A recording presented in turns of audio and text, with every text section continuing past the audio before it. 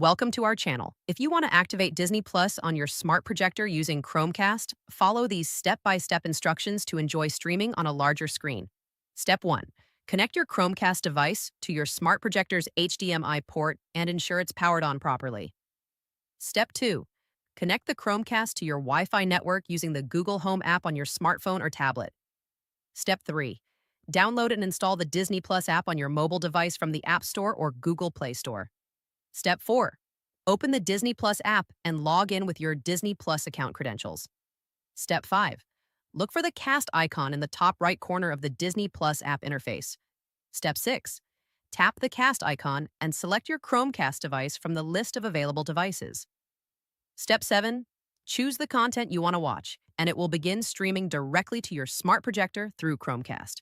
Step 8. Use your mobile device to control playback, pause, or browse for additional content while enjoying Disney Plus on your projector screen. Don't forget to like this video and subscribe to our channel.